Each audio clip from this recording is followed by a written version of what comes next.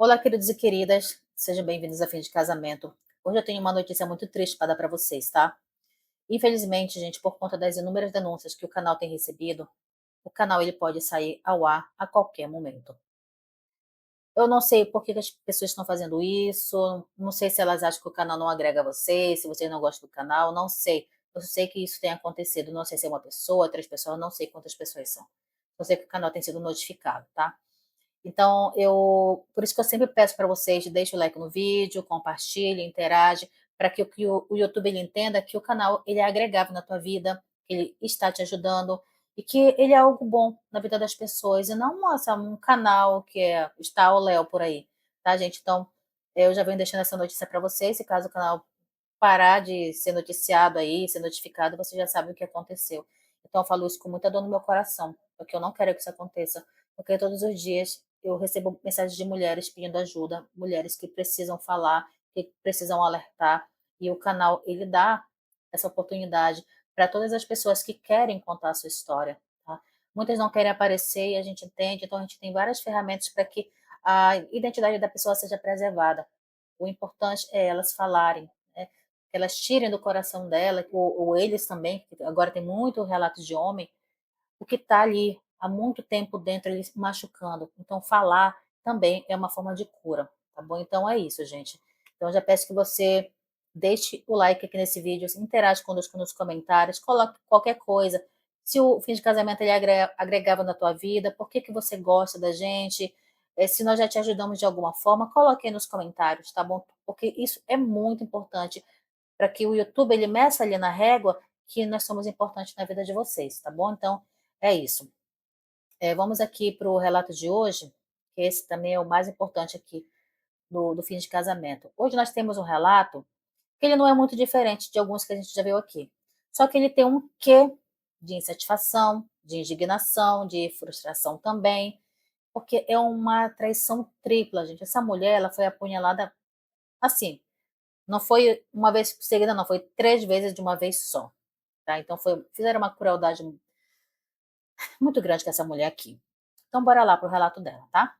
Então, deixa o like nesse vídeo, não vai demorar nada, se inscreva aqui no Fim de Casamento e compartilha esse vídeo com o máximo de pessoas que vocês puderem, tá bom? Vou ficar enchendo o saco de vocês para que vocês façam isso, para que o canal ele continue de pé, continue vivo aqui para ficar ajudando as pessoas, tá? Então bora lá. Oi, Anne, boa noite. Eu me chamo Rita, eu tenho 52 anos, eu sou de Sorocaba, interior de São Paulo. Eu conheci teu canal assistindo uma outra youtuber e logo em seguida apareceu o seu vídeo para mim. Eu resolvi assistir e eu amei.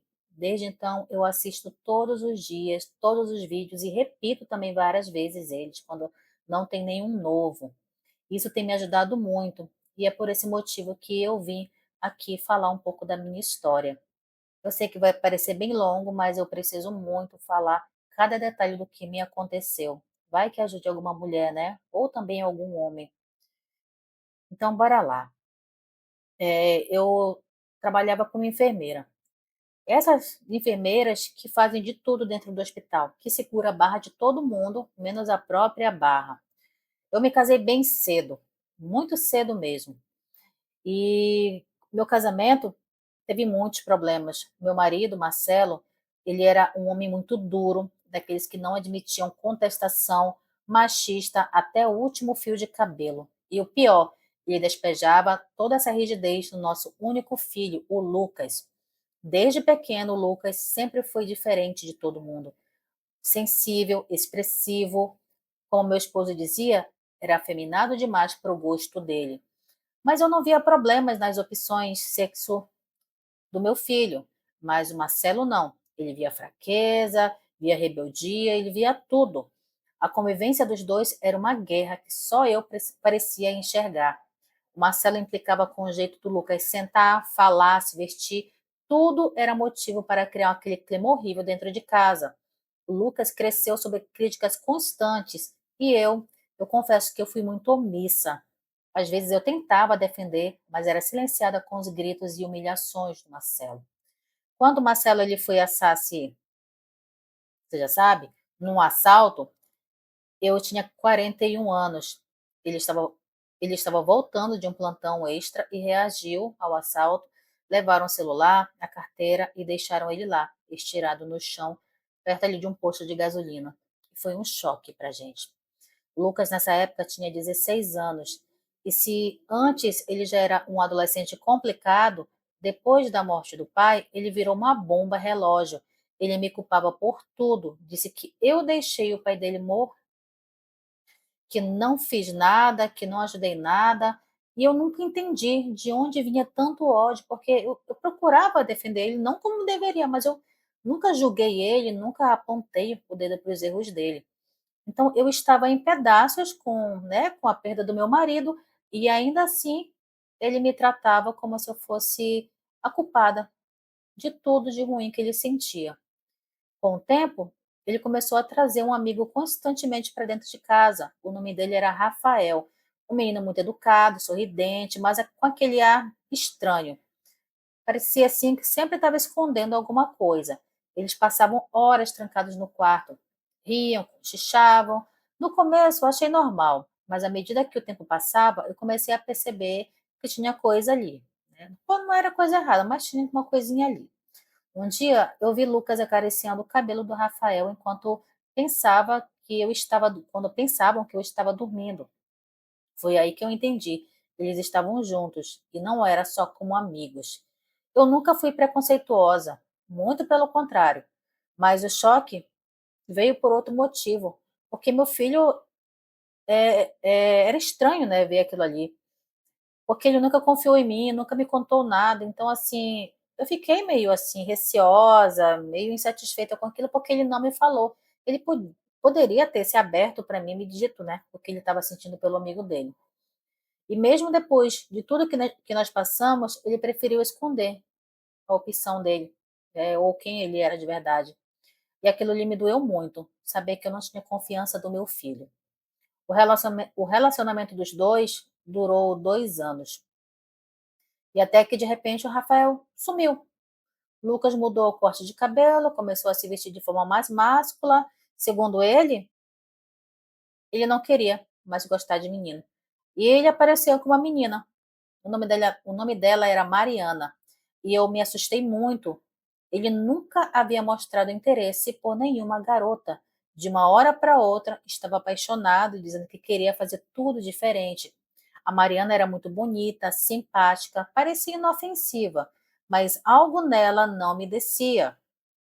Sabe aquele certo ar ali de um pouco de soberba? Então, eu observava muito. Então, assim, tem muitas coisas que falam mais, as nossas atitudes falam muito mais. Apesar da desconfiança, eu aceitei. Afinal, se aquilo ali ajudava meu filho a reencontrar algum rumo na vida, então tudo bem, eu ia deixar. O que eu jamais poderia imaginar é que aceitar essa relação seria o início do meu maior pesadelo. E foi tudo muito rápido, gente. Um mês eles estavam só saindo, no outro já estavam namorando, no outro já estavam noivos, e em menos de 4 meses eles estavam se casando. Tudo rápido demais. Eu até estranhei, lógico, né? Até pensei que ela estivesse grávida, porque não fazia sentido nenhum aquela pressa toda, ainda mais vindo dele, que nunca tinha demonstrado interesse nenhum por mulher. Mas ele dizia que era amor, que tinha encontrado a mulher da vida dele, falava ali com aquele brilho falso no olho, sabe? Parecia assim, que ele estava sempre tentando provar alguma coisa para si mesmo. E para mim não precisava ele fazer aquilo. E eu não quis ser aquela mãe chata.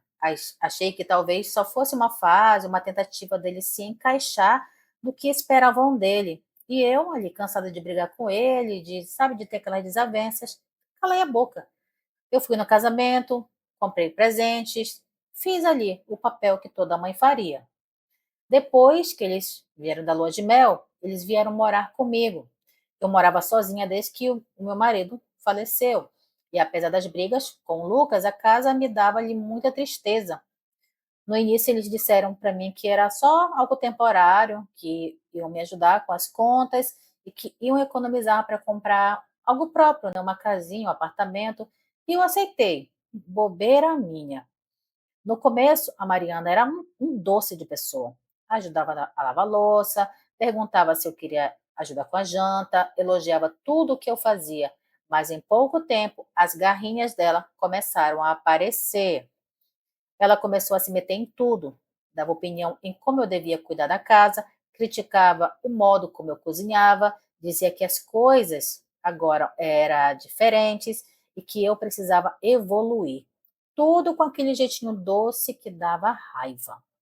Começou a fazer mudanças na casa sem me consultar, tirava minhas coisas do lugar, enfiava as coisas dela no armário, começava a redecorar como se o espaço fosse dela. Uma vez eu peguei ela jogando fora uma toalha de mesa bordada pela minha mãe, e ela disse que aquela toalha estava velha e brega, e aquilo ali me ferveu o sangue. E o meu filho, Lucas, sempre do lado dela. Tudo o que eu dizia, ele falava que era implicância. Se eu reclamava, ele dizia que eu estava com ciúmes da nova mulher da casa. Até o tom dele comigo mudou. Começou a ficar mais frio, distante, parecia que eu era uma estranha dentro da minha própria casa. E eu comecei a me sentir exatamente assim, uma intrusa. Eles mandavam ali mais do que eu, decidiam tudo, compravam, mudavam, organizavam. A Mariana virou a dona de tudo em poucos meses. E eu, que trabalhei a vida toda para sustentar aquela casa, virei quase uma hóspede. E o que me fez explodir, tipo acordar de tudo aquilo ali, não foi uma única coisa, foi acúmulo. Um peso nas costas que foi se transformando em raiva. Ver a minha vida se ver a minha vida ser controlada por dois moleques, porque para mim era isso que os dois eram, ali dentro da minha casa que eu construí com o maior suor e dor, foi demais para mim. Eu aguentei calada no começo, deixei passar muita coisa, tentava engolir seco, pensava que tudo era uma fase. Mas chegou um ponto em que eu olhava ao redor e não reconhecia mais nada, a casa não era mais minha. A sala já não era mais minha, a cozinha não tinha mais as minhas coisas no lugar. A Mariana mandava em tudo, dava ordens, falava alto, se colocava como a dona da casa. E o Lucas atrás dela, feito um cachorrinho. Um dia eu encontrei os meus álbuns de fotos dentro de uma caixa no fundo do armário. Fotos minhas, do Marcelo e do Lucas quando ele era pequeno. Fotos ali de uma vida inteira, viagens, e ela tinha tirado tudo e substituído por foto dela e deles dois ali do casamento. Quando eu chamei a atenção dela, ela disse com aquela voz bem mansa para mim: Ah, Rita, eu achei que essas coisas velhas só juntavam poeira. E foi ali que eu entendi. O buraco era mais embaixo. Ela não era só abusada, ela era maldosa, sabia exatamente o que estava fazendo. E foi aí que eu deixei de ser a sogra boazinha e passei a ser o que eles chamavam de sogra chata. E quer saber? Eu fui mesmo. E com muito gosto. Comecei a responder, a colocar ela no lugar. Se fazia uma gracinha, eu fazia pior. Se mandava em alguma coisa, eu desmandava. As discussões começaram a esquentar e não era só entre eu e ela. Ela começou a envenenar o Lucas também. Inventava mentiras, dizia que eu maltratava ela, que eu fazia de tudo para separar os dois, e ele acreditava em tudo. Um dia eu ouvi ela chorando no quarto e ele gritando comigo que eu era uma mulher amargurada, que eu não superava o passado. Me chamou de tóxica, disse que estava cansado de viver sobre o meu teto. E foi nessa hora que a ficha caiu mesmo. Eles achavam que estavam ali me fazendo um favor, que estavam suportando viver comigo, quando na verdade quem estava suportando tudo era eu. Naquela noite eu esperei os dois sentarem ali na sala para jantar, me controlei para não gritar. Sentei, olhei nos olhos dos dois e falei sem rodeio nenhum: Vocês têm um mês para sair da minha casa. Um mês. Essa casa aqui é minha, a vida é minha. E aqui quem manda sou eu. Se vocês não gostarem, a porta é bem ali. E o silêncio ficou. Ela olhou para o Lucas e ele ficou ali, olhando para o chão, não teve discussão nenhuma, só aquele clima de ódio no ar. O clima ficou completamente pesado quando eu dei um intimato para eles. E eles cumpriram o prazo. Em menos de um mês, eles estavam com as coisas todas encaixotadas, dizendo que iam morar de aluguel. Disseram que não precisavam de mim para nada e foram embora. Eles moraram comigo por exato 8 meses. 8 meses de inferno, gente. De engolir sapo, de perder o pouco de paz que eu ainda tinha. E quando eles saíram, eu chorei, mas não foi um choro de tristeza, foi de alívio. Quando eles saíram da minha casa, ficou aquele silêncio maravilhoso. E eu não quero que pensem mal de mim, mas eu senti algo tão bom em ver que eles não estavam mais ali, que eu até ri depois de tanta felicidade. Só de ver que meu dia não ia ter gritos, indiretas, sem sentir que eu não era uma hóspede dentro da minha casa, aquilo ali me dava um alívio, sabe, gigantesco. E foi aí que eu pensei: olha, vou deixar os dois para lá e eu vou cuidar da minha vida. E eu sempre gostei muito de música sertaneja, daquela raiz mesmo, das antigas. E naquela semana eu soube que ia ter um show do Bruno e Marrone na cidade. Gente, eu também amo o Bruno e Marrone. Se vocês gostam do Bruno e Marrone, também coloquei nos comentários, tá? Ai, já deixaram o like no vídeo? Por favor, gente, me ajudem, tá? Por favor. Deixa o like e se inscreva. Então, ia ter ali o show dele na cidade e eu nem pensei duas vezes. Me arrumei, passei um batonzinho, coloquei uma blusa nova e eu fui. Fui sozinha mesmo, não chamei ninguém e fui, sem medo e sem vergonha. O show estava lotado, mas eu nem liguei. Peguei a minha cervejinha, achei ali um cantinho e fiquei ali só curtindo. Quando eles começaram a cantar ali dormindo na praça, eu já estava toda emocionada cantando alto. E foi no meio daquele refrão que eu senti alguém me olhando. Você sabe quando tem alguém te olhando, ele te encarando, né? E quando eu virei, era ele. O nome dele é Francisco. Um homem muito simples, estava ali de camisa polo, cabelo grisalho e um sorriso muito bonito. Ele tinha mais ou menos a mesma idade que eu. Quando ele chegou perto, eu pensei que ia ser só uma daqueles, sabe, papo de balada, que não levam nada a sério. Mas não, ele foi muito educado comigo, respeitoso e até engraçado. Disse que gostava muito do show. Se eu costumava frequentar muitos shows daquela, né, daquela banda, daquele jeito, eu disse que sim. Ele tinha aquele jeitinho bem calmo, que fazia tempo que eu não via em ninguém. Meu marido era completamente diferente, né? Conversamos o show todo. Descobrimos que, sim, ele tinha a mesma idade que eu. Ele morava num bairro bem próximo, era separado há anos e tinha uma filha que morava no exterior. Depois do show, ele me perguntou se eu queria comer alguma coisa. E eu ri e falei: olha, se você me levar no BK, eu topo. Gente, eu também amo o BK. É um, sabe, um vício que eu preciso controlar. E ele me levou. Foi o date mais improvável da minha vida. Eu toda produzida, comendo batata frita e rindo das histórias dele. Mas foi muito divertido, leve, coisa que fazia tempo que eu não sentia. E eu saí de casa naquela noite só com a intenção de me distrair. E eu terminei no encontro inesperado. Dei risada sozinha no caminho de volta para casa. Foi muito engraçado. Aquilo ali me fez muito bem. Me lembrou que eu ainda podia ter momentos bons e que a vida, apesar de toda a dor que eu tinha carregado até aquele momento, às vezes ela dá sim uma folga. E antes da gente se despedir do show, ali, que ele me deixou em casa, nós trocamos o número. Aquele básico, né? Me passa o seu zap, qualquer coisa a gente se fala.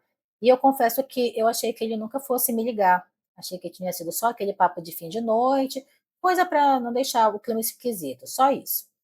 Mas no dia seguinte, assim que eu acordei, eu vi que tinha uma mensagem dele e uma chamada perdida no meu celular. Na hora me deu aquele frio na barriga. Fazia anos que eu não sentia aquilo. E olha que nem era nada demais, era só uma mensagem e uma notificação, só. Mas só o fato de alguém lembrar de mim e se importar foi diferente. Eu respondi a mensagem e liguei de volta. E ele atendeu bem rápido. A voz dele era bem calma, leve. Ele me perguntou se eu tinha dormido bem, como tinha sido o resto da minha noite e se eu estava bem.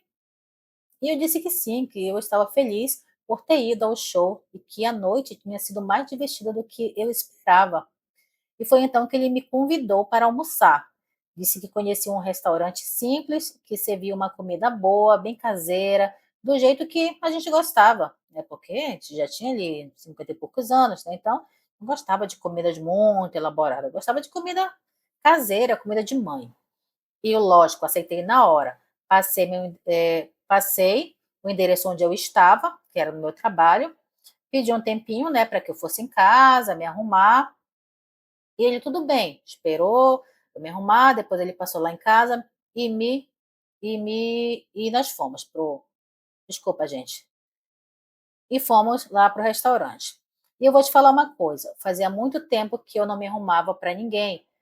Passei um perfume, caprichei no batom, coloquei uma blusa que estava guardada fazia meses, sabe? Me olhei no espelho pela primeira vez em anos, eu me senti viva. O Francisco ficou ali, me esperando, ele, no horário mesmo, e quando eu saí de casa, ele desceu do carro, abriu a porta para mim. Um verdadeiro cavalheiro. Ele me tratou com muito respeito do começo ao fim.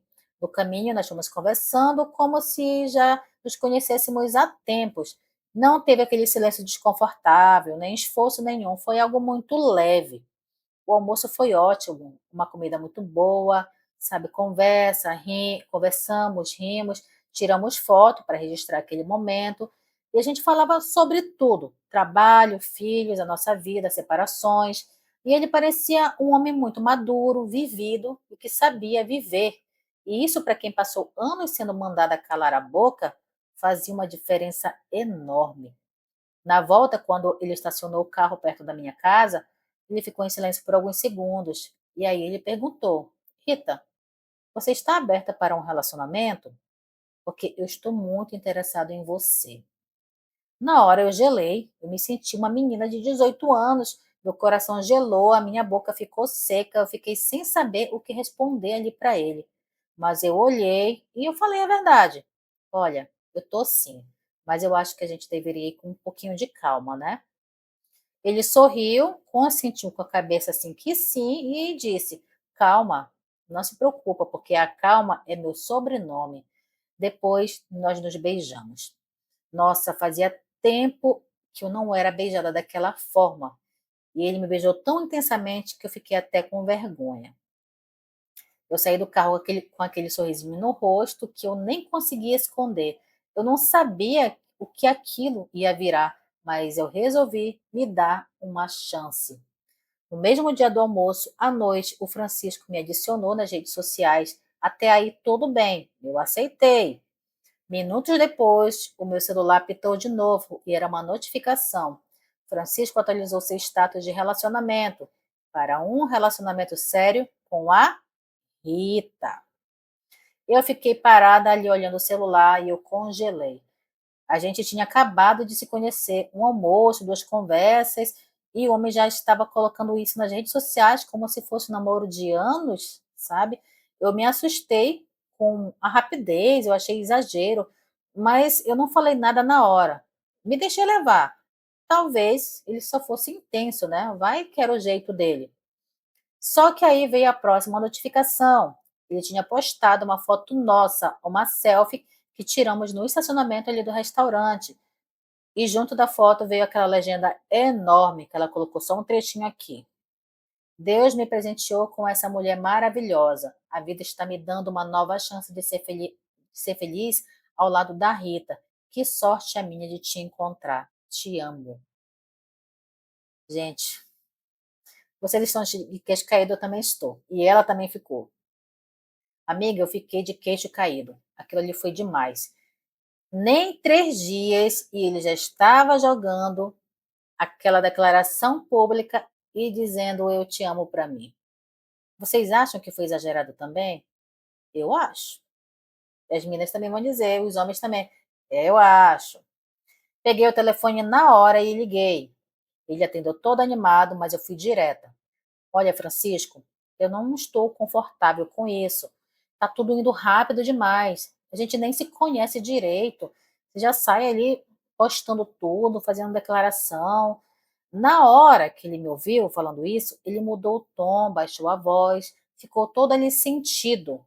Disse que não teve a intenção de me assustar, que se empolgou porque eu era especial demais. Aí ele começou a se vitimizar. Disse que tinha medo de ser rejeitado, que tudo o que ele queria era ser amado. E o resultado? Eu me senti mal. Achei que tinha sido dura demais e eu deixei a postagem lá. sabe? Retirei tudo que eu disse para ele. Só que o que eu não imaginava é que tudo aquilo ali iria causar um problema com meu filho. No dia seguinte, o meu filho me ligou furioso e já foi me dizendo: que palhaçada é essa nas redes sociais, mãe? Quem é esse cara? Você mal conhece ele e já está se expondo? Era sempre assim. Quando era a vida dele, ninguém podia dar opinião. Mas quando eu resolvia respirar um pouco, ele aparecia querendo mandar em tudo. Eu respirei fundo e eu respondi: Lucas, a vida é minha. Eu não te pedi opinião. Você não gostou? Só ignora. Ele ficou sem reação por alguns segundos, depois começou a levantar a voz comigo, dizendo que eu estava passando vergonha, que eu estava me envolvendo com qualquer um. E foi aí que eu coloquei ele no lugar dele. Você não se meteu quando morava aqui me tratando como lixo. Como a tua esposa me tratava, você nunca falou nada. Não vai ser agora que você vai se meter. Eu passei anos cuidando de você e tudo que eu recebi em troca foi ingratidão, foi malcriação. Agora eu vou viver a minha vida. Você não tem direito algum de me controlar. E ele desligou na minha cara, aquele malcriado. Malcriado mesmo.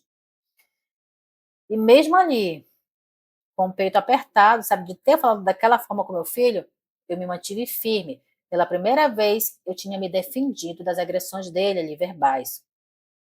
Mas, no fundo, algo naquela pressa do Francisco continuava me incomodando, porque tudo começou a acontecer rápido demais, uma velocidade que eu não estava acostumada.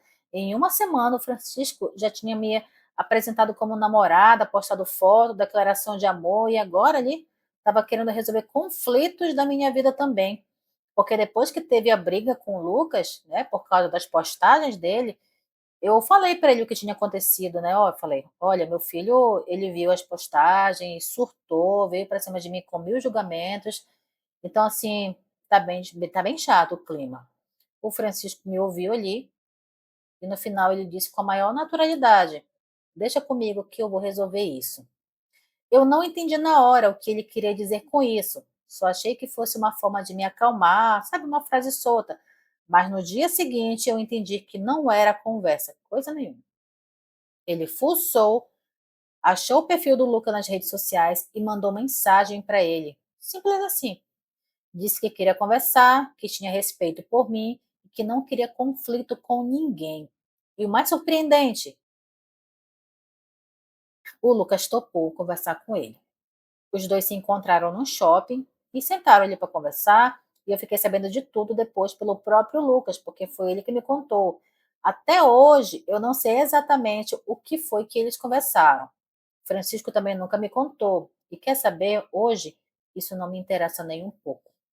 O que me deixou de cabelo em pé foi a mudança ali, radical, do Lucas. 2 dias depois da tal conversa, ele apareceu na minha casa, sozinho, calmo, sorrindo e, sabe, nem parecia meu filho.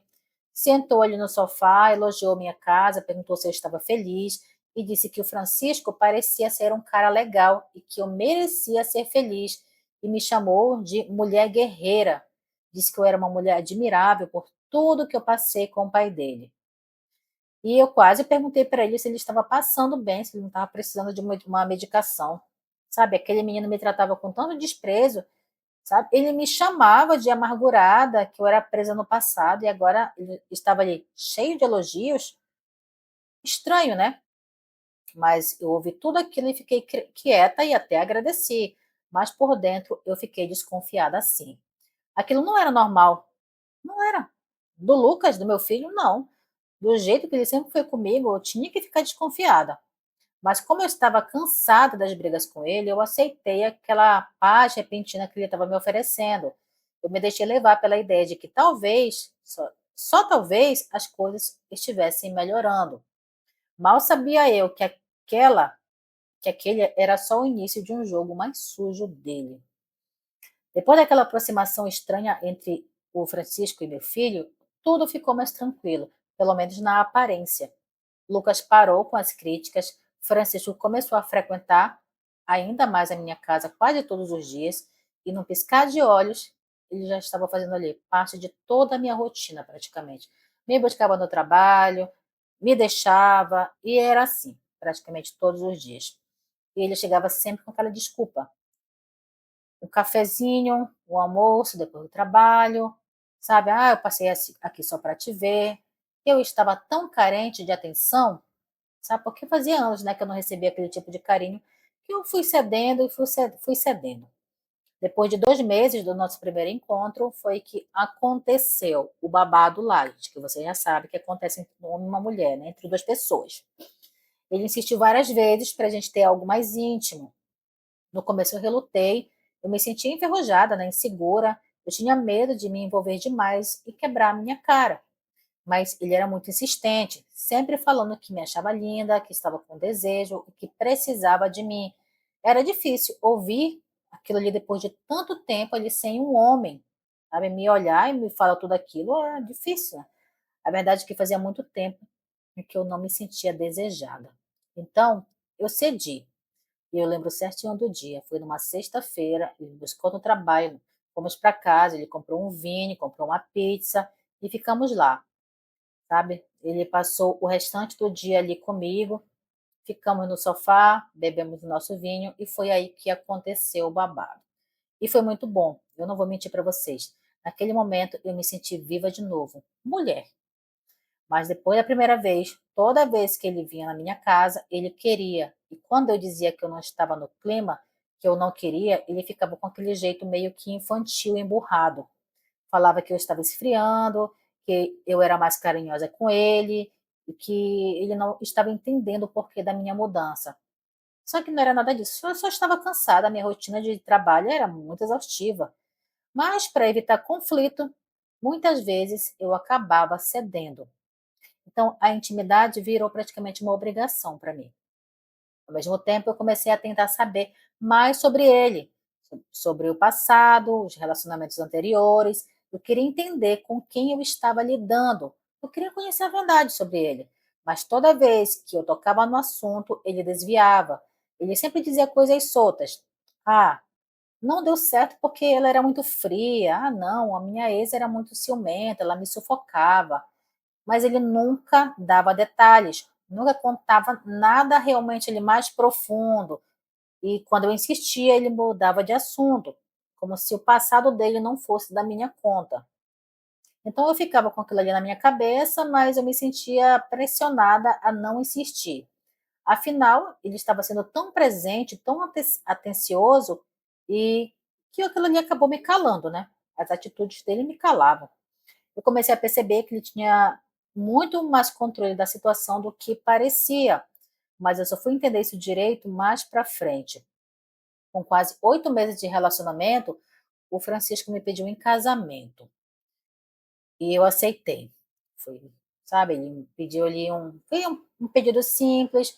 Nós estávamos na minha sala e ele olhou para mim e falou que queria passar o resto da vida comigo, que eu era a mulher certa e que ele nunca tinha sido tão feliz como ele era comigo. E eu estava tão envolvida por ele, tão carente de atenção, de tudo, que eu acabei aceitando. E nós nos casamos só no civil, nada de festa, nada de alarde. A única pessoa que apareceu por parte da família dele foi a filha, uma moça muito educada, mas extremamente fria. Quase ela não falou comigo. Me cumprimentou sim, tirou foto, mas ficou ali, no canto dela, e depois que tudo terminou, ela foi embora. Parecia assim que ela estava bem desconfortável com o casamento do pai dela. Depois disso, o Francisco, ele veio morar de vez comigo. E o começo, eu vou ser honesta, foi muito bom. Durante o primeiro ano, parecia que eu estava vivendo uma lua de mel ali, tardia, que não acabava nunca. Ele era muito presente, sempre cheio de elogios comigo, cozinhava para mim, arrumava a casa para mim sem que eu pedisse, e dizia que me amava todo santo dia. O meu filho começou a aparecer mais em casa e trazia a Mariana junto com ele. Só que agora era praticamente uma outra pessoa, educada, sorridente, me chamando de sogra, como se a gente nunca tivesse brigado. Eu achei estranho, mas eu segui o jogo. Até que um dia, em uma dessas visitas que eles foram lá em casa, o meu filho me chamou ali no canto da sala e falou: Mãe, eu preciso dar uma notícia para vocês. a Mariana está grávida e a situação está muito apertada, a senhora sabe, né? Nós moramos de aluguel e só eu estou trabalhando e agora vai vir um bebê. Eu estou desesperado. Eu nem terminei de digerir, desculpa, a notícia e já veio o baque maior. E sabe quem chamou eles para vir morar com a gente? O Francisco. Sim, ele mesmo. Sem me consultar, sem me perguntar nada. Simplesmente entrou ali na conversa, virou para o Lucas e disse: Olha, vocês não vão passar dificuldade. Venham morar com a gente imediatamente. É, meus colegas. Quando eu ouvi isso, meu sangue ferveu. Na hora eu não falei nada para ele não fazer escândalo na frente dos dois, mas por dentro eu estava revoltada. Não era só pelo convite, era pelo desrespeito. A casa era minha, o espaço era meu, e ele tomou uma decisão enorme, como se não precisasse da minha opinião. E mais uma vez eu estava perdendo o controle da minha própria vida. E o pior, tudo estava acontecendo com um tom de bondade que deixava qualquer reação minha parecendo exagerada. Se eu falasse algo, eu ia ser vista como a ingrata, a egoísta. E ali, gente, o ciclo começou de novo. Quando o Lucas e a Mariana vieram morar com a gente de novo, eu engoli seco. De novo não, né? Da segunda vez. Eu engoli seco. Eu já sabia que ia me incomodar, mas eu tentei acreditar que ia ser diferente dessa vez.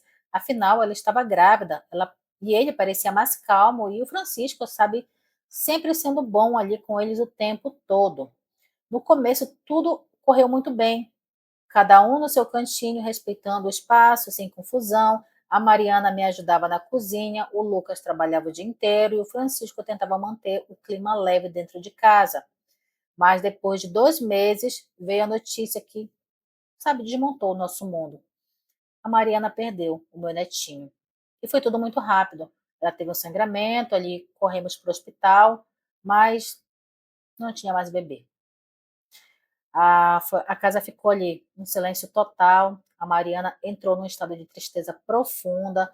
O Lucas se fechou e eu ali, mesmo com tudo que já tinha passado, eu fiquei muito destruída, porque perder um neto que nem chegou a nascer era um tipo de dor que ninguém prepara, né, a gente para sentir. Mas o que mais me chamou a atenção foi o Francisco.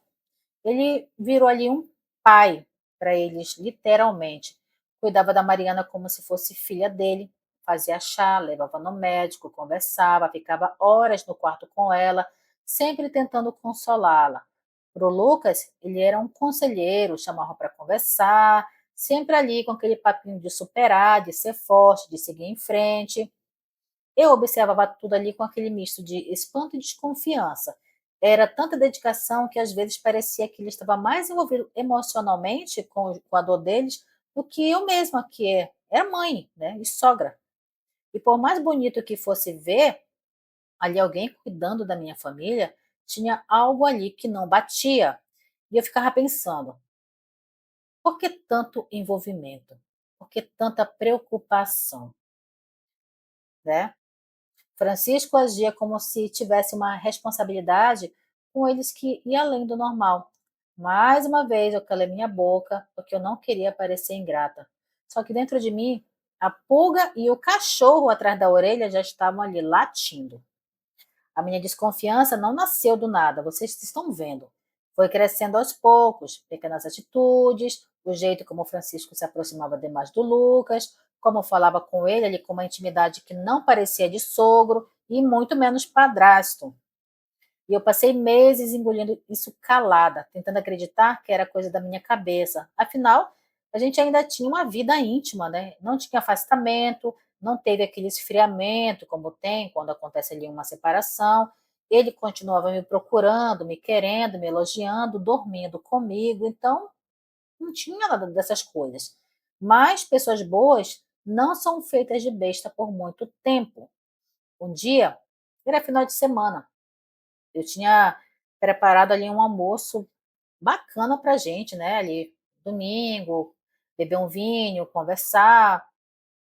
Preparei uma coisa bem especial. Eu estava ali terminando de preparar esse almoço. o Francisco desceu ali do andar de cima e perguntou: a Mariana e o Lucas estão em casa? E eu respondi que sim, que eles estavam no quarto. E ele disse que precisava conversar com os dois. E eu estava ali ocupada com as minhas panelas, e só falei: olha, tá bom, só não demora, porque o almoço já está ficando quase pronto. Aprontou o almoço, passaram ali uns 20 minutos e nada deles. Gritei, chamei e nada, ninguém respondeu. Depois de uns 10 minutos, que eu vi que a comida já estava esfriando e eu já estava morrendo de fome, eu fui atrás deles. Mas sabe quando você tem uma sensação estranha, aquela inquietação? Foi isso que eu estava sentindo. Eu fui até o quarto deles e nem bati na porta. Eu só empurrei porque ela estava ali entreaberta. E a cena que eu vi ali, gente, eu nunca vou esquecer. O Francisco estava aos beijos com meu filho. O meu filho. E a Mariana, ela estava sentada na beira da cama, assistindo tudo com muita calma, como se aquilo ali fosse normal. Gente, olha o baque dessa mulher. Ai, ai. A primeira reação que eu tive foi gritar. Um grito ali que vem da nossa alma, um grito de nojo, de revolta, de dor. O Francisco, quando ouviu meu grito, pulou para trás. O Lucas ficou ali branco feito papel e a Mariana nem se mexeu. Só ficou me olhando como se estivesse esperando para ver o que, que eu ia fazer. E eu tremia. As minhas mãos, as minhas pernas, tudo parecia girar ali no meu redor. Eu não conseguia raciocinar, eu só repetia: o que é isso? O que é isso? O Francisco veio na minha direção, tentando me acalmar, dizendo que não era o que estava parecendo. Ai, gente, de novo essa palavra, né? Não é o que está acontecendo, não é isso que você está vendo. Na hora eu tive vontade de rir da cara dele. Ri mesmo, sabe? O meu filho, o meu próprio filho, estava envolvido ali com o meu marido. A dor naquele momento foi física. Era como se estivesse enfiando uma faca no meu peito. E o pior de tudo foi olhar nos olhos dele e ver que não tinha nenhum arrependimento. Não tinha nada, sabe? Tinha medo porque eles tinham sido pegos, mas arrependimento não tinha. Ali naquele quarto caiu a máscara de todos eles. Eu saí de casa gritando, eu não sabia para onde ir, eu só queria fugir. Peguei a chave do carro e saí dirigindo sem rumo, só ali, sem rumo, só dirigia. Chorava, gritava, tinha hora que eu nem via para onde que eu estava indo, eu só pensava, isso não pode estar acontecendo comigo. Ver meu filho com meu marido foi um choque tão grande que eu achei que eu ia desmaiar ali mesmo. E a Mariana ali sentada vendo tudo como se fosse uma coisa qualquer. Eu rodei e rodei praticamente a cidade inteira e eu não sei como que eu não bati aquele carro. Quando eu vi, já estava escurecendo. Foi quando eu decidi voltar para casa. Porque, gente, eu precisava resolver aquilo. Olhar na cara deles e expulsar todo mundo dali. Aí vai vir um outro baque, gente. Porque não acabou não, tá? Tem muita coisa ainda para acontecer aqui. Quando eu cheguei, eu levei um outro baque. A porta estava só encostada. Eu entrei e a sala estava praticamente vazia. Faltava tudo: a TV, o rack, o meu sofá, a mesa da cozinha, até o micro-ondas eles levaram. O meu quarto vazio também. Levaram até a minha cômoda. Eles não só me traíram, eles me roubaram. Sumiram com quase tudo que eu tinha dentro de casa. Eu comecei ali a andar de um lado para o outro, procurando alguma coisa, tentando entender, e eu não conseguia entender nada. Liguei para a polícia, fiz o boletim, expliquei o que tinha acontecido, que, sabe, só podia ter sido eles que levaram as minhas coisas, porque eles moraram comigo e eles fugiram. E com eles foram os meus móveis também e as minhas coisas. A polícia disse que ia investigar, mas que por ser família o processo ia ser mais complicado. Complicado por quê? Se eram as minhas coisas. E eu decidi ir atrás. Eu fui na casa de uns amigos do Lucas e um deles, meio ali que sem jeito, falou para mim: olha, dona Rita, eu acho que ele foi para casa da mãe da Mariana. Lá tem um cômodo muito grande nos fundos, pode ser que as suas coisas estejam lá. E eu peguei o endereço e fui bater lá. Quando eu cheguei lá, as minhas coisas estavam todas empilhadas ali no canto do quintal, como se eu tivesse acabado de deixar lá. Tudo jogado, parecia que era lixo. O Francisco a Mariana e o Lucas, nem sinal, nada deles. Quem me atendeu foi a mãe da Mariana. Ela saiu com aquela cara toda sonsa e disse que eles tinham pedido para deixar os móveis ali, mas que no outro dia eles iam buscar. Eu olhei para ela e eu nem consegui responder nada. Eu só pensava em tudo que eu tinha feito pela filha dela. Dei comida, abrigo, aceitei ela mesmo depois de tudo que ela tinha feito para mim e agora ela fazia parte daquilo ali. Fiquei ali parado, olhando para minhas coisas e olhando para a mãe dela também ali, com vontade de falar tudo, mas eu não ia fazer aquilo com aquela senhora. A verdade é que eles tinham armado tudo, tudo foi planejado. Eles entraram na minha casa, ganharam a minha confiança, pegaram tudo que podiam e fugiram juntos. E eu fui feita de besta assim, gente. Fui mesmo. Mas eles não iam sair dessa tão fácil assim, não. Liguei para um caminhão de frete, fui até lá com a polícia e mandei carregar tudo. Não pedi permissão, só apontei o dedo, ó, isso aqui é meu, pode levar. Tudo isso aqui é meu.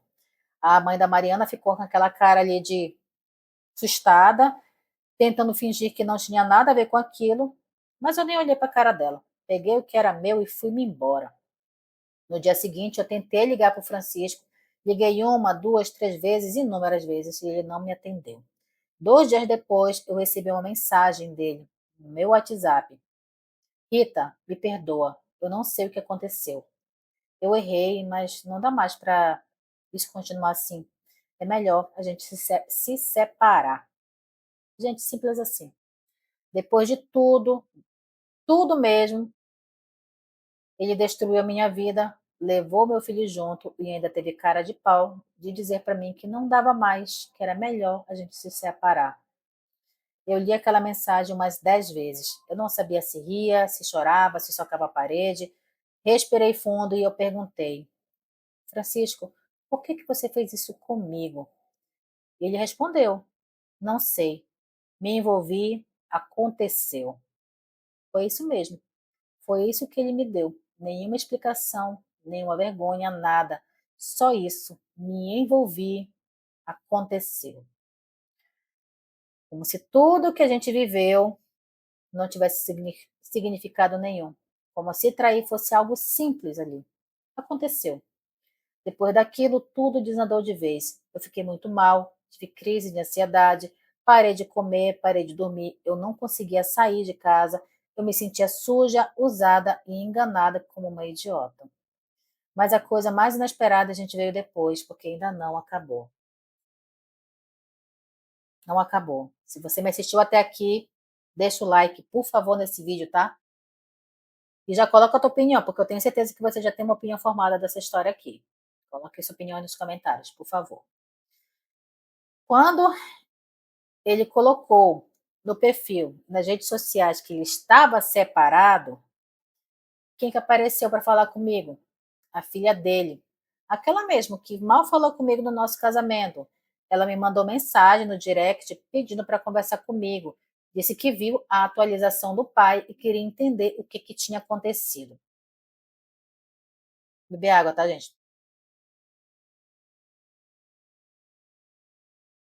Ai, ai. Eu pensei um pouco antes de responder, mas no fim, gente, ela foi me perguntando, eu fui falando tudo. Eu contei cada detalhe, tudo que eu tinha visto, tudo que eles tinham feito comigo. Ela me ouviu, ficou em silêncio e um tempo depois ela me disse: Olha, Rita, ele fez a mesma coisa com a minha mãe.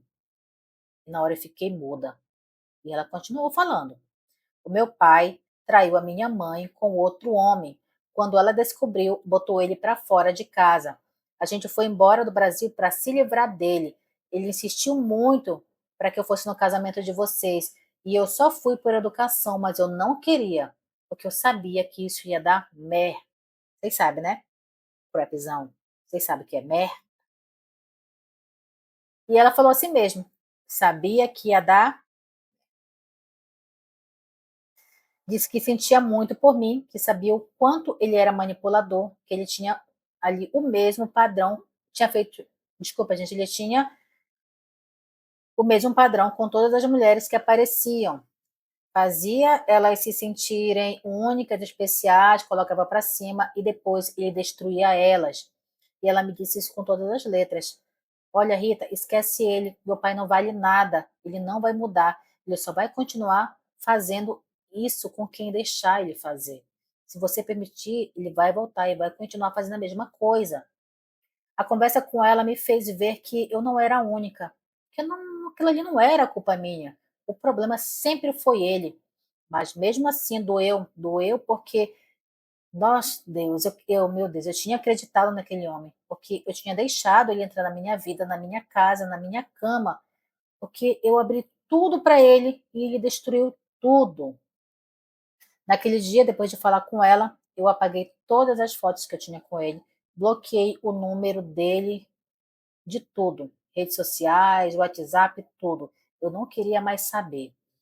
Ainda tinha muita dor, muita raiva, muita vergonha, mas agora eu tinha certeza de uma coisa. Depois da conversa que eu tive com ela, é que eu nunca mais ia deixar ninguém brincar comigo daquela forma. E se passaram muitos meses, gente. Muitos meses. Nenhuma notícia deles, nenhuma mensagem, nenhuma ligação, nada. No começo eu esperava que algum dia o telefone tocasse, que alguém me desse pelo menos uma explicação. Mas depois o tempo passou e eu acabei aceitando. Era como se eles estivessem sumido do mapa. Mas um dia, e eu nem sei bem o porquê eu fiz essa besteira. Eu peguei meu celular, desbloqueei os dois das redes sociais, talvez por curiosidade, talvez por fraqueza. Eu só queria saber se eles estavam vivos, onde estavam, qualquer coisa. E eu fui lá, abri o perfil do Francisco. A foto do perfil já não era mais a mesma. Era ele, sim. Estava sorrindo, abraçado com o Lucas e a Mariana. E o que me chamou a atenção foi a barriga dela. Aí vai vir outro babado, gente. A Mariana estava grávida. Na hora que eu vi aquilo, eu fiquei paralisada. Fui ali descendo o feed, vendo as postagens, e lá estava. Foto dos três em outra cidade. E uma legenda dizendo: recomeçando a nossa vida. Outra com, cora... Outra com corações e mensagens de família linda. Estou até nervosa. Na descrição do perfil dele, a frase que me deixou mais enojada. Em um relacionamento sério com o Lucas Andrade. E a Mariana nos comentários chamando ele de meu amor, como se fosse a coisa mais natural do mundo. A gente não conseguia entender. Eles fugiram para outra cidade, recomeçaram a vida juntos, e ela estava grávida. Por um instante eu pensei que o filho fosse do meu filho, mas alguma coisa dentro de mim dizia que não era algo tão simples assim não. O choque foi tão grande que eu comecei a sofrer, eu comecei a passar mal mesmo, eu tive até uma taquicardia, porque meu coração ficou descompassado. A primeira reação que eu tive foi buscar a resposta. Será que o filho era realmente do meu filho? Então eu fui atrás do melhor amigo do Lucas, o Rafael. Aquele lá que ele se envolveu bem no comecinho da história. Aquele ali que teve um relacionamento com ele ali anos atrás. Quando ele me viu, parecia assim que ele já sabia que eu ia procurar ele. Ele ficou completamente desconfortável. Tentou disfarçar, mas eu fui bem direta. Olha, Rafael, eu só quero saber a verdade. O que você sabe? Eu preciso saber o que está acontecendo entre eles. O Rafael respirou fundo e foi direto comigo. Olha, dona Rita, é melhor a senhora deixar isso para lá. Eu insisti e, na verdade, eu implorei para ele me contar. E ele, com a maior boa vontade e calma do mundo, ele me falou: Olha, dona Rita, a Mariana, ela está grávida sim, mas não é do seu filho, não, é do Francisco. Eles estão juntos, o Lucas ficou, mas o filho é dele, do Francisco. E eu fiquei sem chão. Naquela hora eu senti como se alguém tivesse arrancado o ar dos meus pulmões. O Francisco, o meu ex-marido, no caso marido ainda, que não tinha se divorciado, ele engravidou a Mariana. E tudo isso aconteceu ali debaixo do meu teto, enquanto eu achava que estava ali reconstruindo uma família de novo. Voltei para casa ali, e só chorei, gente. Sentei no meu sofá e chorei como eu nunca mais tinha chorado na minha vida. Não era um choro de raiva, era choro de desespero, de vergonha, de humilhação. Eu chorei como nunca na minha vida, ali sozinha, por horas, até não aguentar mais. Na minha cabeça só se passava uma coisa, sabe? Aquela pergunta: por quanto tempo isso aconteceu aqui dentro da minha casa. Eles viveram aquilo ali tudo diante dos meus olhos, me enganando, usando a minha casa, as minhas coisas, o meu carinho, a minha boa vontade. Foi um golpe, um golpe bem dado, um golpe de gente fria, calculista, sem um pingo de humanidade. E o pior de tudo era saber que eu nunca ia ter todas as respostas que eu queria. Francisco, Lucas e Mariana seguiram a vida e eu fiquei aqui com as sobras, tentando juntar o que restou da minha vida. Recomeçar tudo, gente, foi muito difícil. E eu acredito que foi o maior desafio da minha existência até hoje. Porque de uma hora para outra, tudo que eu achava que era verdade era mentira. Um homem que dizia que me amava, que me elogiava, que, sabe, me desejava sempre, fugiu com meu próprio filho e com a minha nora. Depois, eu descobri que eles viviam juntos e que ela estava grávida dele. Então, como é que uma pessoa processa algo assim? Eu não sabia nem por onde começar. Então, teve dia que eu nem queria levantar mais da cama. Teve noites em que eu nem dormia, não conseguia nem pregar meu olho. Eu olhava ali para tudo e nada fazia mais sentido para mim. Sabe, eu não queria mais viver. Mas eu respirei fundo e sempre falava um dia de cada vez. Chorava, gritava, me revoltava e depois juntava tudo e continuava. E não foi fácil, e para ser sincera, ainda não é. Hoje fazem 2 anos que eu não vejo meu filho. Eu não sei nem onde eles moram, eu só sei o que aparece nas redes sociais. E eu vi que a criança nasceu e é um menino. Eu olho as fotos e fico me perguntando se ele tem o meu sangue mesmo, ou se não, se é realmente filho do Francisco. Se carrega um pouco de mim, mesmo que ele nunca vá me conhecer. Meu filho nunca me procurou, nunca pediu desculpas, nunca mandou uma mensagem sequer. Só silêncio. O divórcio foi feito pela internet, nem a cara do Francisco que eu vi, só do advogado dele. Ele que me mandou os papéis por e-mail, fez ali aquela audiência, e foi assim que terminou um casamento que parecia amor, mas que no fundo foi tudo uma mentira. Hoje, quando eu penso em tudo que eu vivi, o que mais me dói não é a traição em si, é a desonestidade, a mentira, a frieza. A traição é uma das piores violências que alguém pode viver, porque ela destrói, sabe? Ela destrói o que não dá para reconstruir. Que é a confiança, não tem como reconstruir confiança, gente. Quando alguém mente para você, quando alguém te engana, não é só o coração que quebra, é a forma como você enxerga as coisas, o mundo. Eu acreditava nas pessoas, achava que o amor era sinônimo de respeito, que família era sagrada. Hoje eu entendo que nem todo mundo tem coração. Tem gente que só se aproxima da gente para sugar o que você tem de melhor, que veste a pele de alguém bom, mas por dentro é puro interesse, maldade e egoísmo. E o Francisco foi isso, um homem vazio, sem caráter, sem arrependimento. E o Lucas, meu filho, ele escolheu o caminho dele. E dói dizer, mas eu precisei aceitar que nem todo laço de sangue é laço de amor.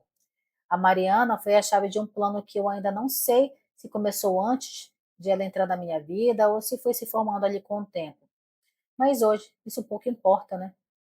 E eu aprendi que não dá para salvar ninguém, que não dá para viver esperando gratidão e nem reciprocidade de ninguém. E que ser boa não significa ser boba. A vida me quebrou em pedaços, mas também me mostrou que eu sou mais forte do que eu imaginei. E hoje eu sigo sozinha, mas em paz. Não vou dizer para vocês que é fácil, mas eu não confio mais em ninguém e não espero nada de ninguém também. Eu só quero o básico, viver o resto dos meus dias sem ser enganada, sem ser usada e sem ser feito de tola. A traição deles me destruiu, mas a minha coragem de continuar é o que me mantém viva. E se um dia meu filho voltar, eu não sei se eu perdoo ele, mas eu sei que eu não vou odiar, porque o ódio, ele prende a gente. E eu já fui prisioneira demais nessa minha vida. Hoje eu quero liberdade, liberdade de ser eu, de recomeçar, mesmo sem entender por que tudo isso aconteceu comigo. Porque no fim a única certeza que eu tenho é que a verdade sempre aparece. E quem vive de mentira, uma hora se afoga nela. E é isso, Anny, que eu tinha para dizer para vocês. E eu espero muito, muito mesmo que eu possa ajudar alguma menina ou algum homem aqui do seu canal. Te desejo sucesso, te desejo uma boa recuperação e parabéns pelo canal. Eu que agradeço, minha querida. Depois eu vou dar minhas considerações. Eu preciso fazer aqui o alerta final aqui do fim de casamento, tá? Gente, eu quero deixar um alerta aqui. E eu peço que vocês ouçam com bastante atenção, tá? Mais uma vez eu vou dizer, cuidado com as pessoas que vocês deixam entrar na vida de vocês. O mal, ele não vai chegar gritando, ele não vai chegar te estapeando, não vai chegar sendo mal educado e nem nada. Ele vai vir calmo, educado, cheio de boas intenções. Ele te elogia, te ajuda, te faz acreditar que é diferente dos outros. E quando você vê, ele já está dentro da sua casa, dentro da sua cabeça, ali, dominando tudo. E foi assim que a nossa amiga Rita aqui, ela perdeu tudo. Perdeu a paz dela, a casa dela, praticamente, o filho e a sua dignidade. Então, nunca ignore esses instintos. Nunca. Se algo parecer errado, é o que eu sempre falo. Se está errado, se parecer, é porque tem alguma coisa errada. Então, não espere a prova para acreditar no que seu corpo e seu coração já estão gritando. Lembra que ela falou? Ó, oh, tem uma pulguinha e um cachorro que já está latindo atrás da minha orelha. Estava ali, gente. Só que ela não estava acreditando ainda. Tem gente que se aproxima só para sugar o que você tem de bom. Eles se alimentam da sua bondade, da sua confiança, e quando te esvaziam, jogam fora e seguem a vida como se nada tivesse acontecido. Então não ache que amor muda caráter, porque não muda. Quem é mal, continua mal. Quem mente, mente até o fim. E quem trai uma vez, você já sabe, trai quantas vezes for preciso para conseguir o que quer. Então aprenda a colocar limites, não tenha medo de dizer não. E se um dia perceber que está sendo manipulada, saia. Não espere cair no buraco para tentar depois sair dele. Porque, gente, quando a gente cai no buraco, o que acontece quando a gente pega uma queda feia? A gente se machuca. Às vezes quebra um braço, fica uma cicatriz aparente. Então, a gente nunca sai ilesa desses buracos que a gente veja vezes se joga lá dentro, tá? Então, assim, a nossa amiga aqui, ela achava que ser boa era o certo, era o correto a se fazer. Mas hoje não. Gente, ser boa, sem limites, é o mesmo que se entregar para o inimigo de bandeja. E o mais importante, ninguém vale a nossa saúde mental, a nossa dignidade ou a nossa vida. Então, se você que está me ouvindo até aqui está vivendo um relacionamento que te consome, que te deixa insegura, que te isola, saia. Saia imediatamente antes que seja tarde. E eu falo isso, gente, com um coração dilacerado por ver essa história, por saber que essa mulher ainda está sofrendo, por saber que eles fizeram essa sacanagem com essa mulher. Sabe? Ai, ai, então, vamos lembrar, tá, gente? A traição, ela destrói, a desonestidade, ela adoece, e a omissão que a gente tem com a nossa própria vida nos mata aos poucos, tá? Então, se você aprendeu algo aqui com a história da nossa amiga, então só lembra, não deixa que ninguém transforme você em um fantasma da sua própria vida. Porque quem quiser te amar, vai amar limpo. Quem quiser ficar, vai ficar com respeito. Mas quem quiser mentir para você, vai embora. Não olhe para trás. Porque você viver numa mentira é a pior prisão que existe. Não tenho dúvidas disso. Porque é uma prisão que ela vai te quebrar cada vez mais. Então, gente, eu lamento muito por tudo que aconteceu aqui com a Rita. Já conversei com ela, já expressei minha solidariedade. Ela está bem ali à medida do possível. Mas é assim, né? O poço que ela caiu foi 3 vezes mais fundo, do marido, do filho e da nora. Então, ali, várias coisas aconteceram ao longo desse relato aqui. O quê? 1 hora e pouco de relato. Você acha que já vai acontecer uma coisa? Não. Ele fez isso com várias pessoas, com outras mulheres. A filha mesmo falou que ele fez isso com a própria mãe dela, sabe? Depois ele engravidou a menina, a nora aí da Rita, né? Na verdade, eu nem sei se a Mariana sabe se é do Lucas ou se é do Francisco, eu nem sei. E acredito que a gente nunca vai saber disso. Então, minhas queridas, isso, tá? Não permitam que as pessoas entrem na sua vida para te destruir. Fique com os olhos abertos. É aquilo que eu sempre falo: um olho aberto, outro fechado. Olho no peixe, o outro no gato, sabe? E não tragam as pessoas para morar junto com vocês. Filho tem que cuidar da vida dele, com a sua nora. Quem quer casa, quer casa. Isso que a minha mãe sempre disse. São relacionamentos diferentes, sabe? Não, ai, gente, é tanta coisa, é tanto alerta que teve aqui nesse relato que eu tenho certeza que vocês têm feeling para as coisas, vocês têm percepção para as coisas, vocês entenderam tudo aqui, né? Tantos e tantos relatos que eu falo aqui. Não coloque gente dentro da casa de vocês. Tenham percepção, sejam espertas. Percebeu alguma coisa? Não espere cair mais no fundo do poço. Saia. Saia, gente, imediatamente, tá bom? Então é isso, meus amores, que eu tinha para falar para vocês. O alerta que eu deixo aqui nesse final. E se você me ouviu até aqui, vocês lembram do que eu falei no começo desse vídeo, né? Por favor, gente, curta, interage conosco nos comentários, compartilha, deixa aqui a curtida de vocês nesse vídeo, mostre para o YouTube que o fim de casamento, desculpa, o fim de casamento é agregável na vida de vocês, tá? Então é isso. Se você quer participar aqui do fim de casamento, assim como a Rita, como todas as outras mulheres e todos os outros homens que estão participando aqui, é só mandar um e-mail, vou pedir para colocar aqui na tela, ou o WhatsApp, que você já sabe quais são, e entre em contato comigo, tá? Vou atender vocês com todo amor e carinho. E outra coisa, muito obrigada, gente, pelas pessoas que estão entrando em contato comigo, não só para enviar o relato, mas estão se preocupando com a minha saúde, que perguntam sobre mim, perguntam como eu estou. Eu ainda estou tomando alguns remédios, vou começar outros agora essa semana. E é isso, né? A gente vai cuidando da saúde, vai melhorando e as coisas vão voltando ao normal. Mas eu agradeço muito por toda a solidariedade de vocês, as mulheres que estão comprando meu e-book, muito obrigada. Anne, mas eu estou aqui pela primeira vez vendo o teu vídeo do fim de casamento. Que e-book é esse? É o Manual da Mulher Forte. É um e-book que eu fiz justamente para identificar casos como esse aqui. Porque tem mulheres que vivem a vida inteira sendo enganadas, mas não conseguem perceber nada. E quando elas leem o manual, elas têm uma percepção diferente do que ela está vivendo, de como está o relacionamento dela. Então, saber identificar e saber sair. Está tudo lá no manual. E, gente, é baratinho e não é caro, tá? Então, se você quiser adquirir, também está na descrição do vídeo o link. Se você não conseguiu encontrar o link, é só me chamar no WhatsApp, que eu passo lá as formas de pagamento, tudinho, e eu passo o documento para você, tá? Manual para você. Então é isso, meus amores. Muito obrigada pelo carinho, pela solidariedade, pela consideração, pelo apoio que vocês têm aqui no fim de casamento. E é assim, aos trancos e barrancos a gente vai indo, tá? Não vamos desistir, vamos lutar até o fim para manter aqui o fim de casamento em pé, tá? Então, preciso de vocês para que isso aconteça, tá bom? Então, um beijão, meninas, meninos, um abraço para todos vocês aqui. Não consigo mandar abraço individual para cada um, vocês me pedem, mas é quase impossível, eu não quero ser injusta com ninguém, mas eu leio os comentários, sempre que eu puder responder, eu respondo. Então, um abraço, um beijão no coração de vocês e eu vejo vocês agora nos próximos relatos e agora nos comentários. Eu quero ver comentários de vocês aqui nesse vídeo, tá bom? Obrigada, gente. Um beijão.